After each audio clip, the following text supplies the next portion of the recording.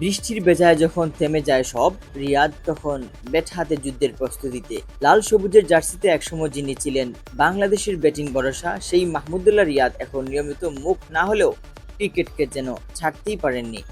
জাতীয় দলের বাইরে থাকলেও ব্যাট প্যাডে আগের মতোই যত্ন, আগের মতোই নিষ্ঠা তার অনুশীলনে। শুধু মাঠে নয়, সব প্রস্তুতিতেও যেন রিয়াদকে আটকাতে পারে না। এক বৃষ্টি ভেজা দিনে যখন পুরো শহর ছুটছে আশ্রয়ের খুঁজে, ঠিক তখনই একাডেমির মাঠে দেখা গেল এক অনন্য দৃশ্য। চুপচাপ ব্যাটিং অনুশীলনে মগ্ন মাহমুদুল্লাহ, মাথার উপর বৃষ্টি, পিচের চারপাশে জল, কিন্তু রিয়াদের ব্যাটিং থেমে নেই। এই দৃশ্যটা অনুশীলনের চেয়ে অনেক বড়।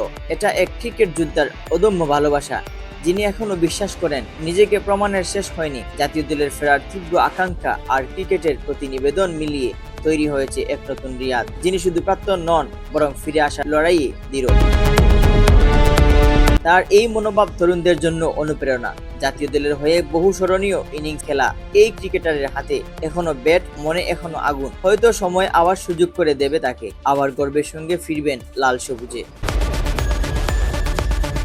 Mohammad Yahya, CS news.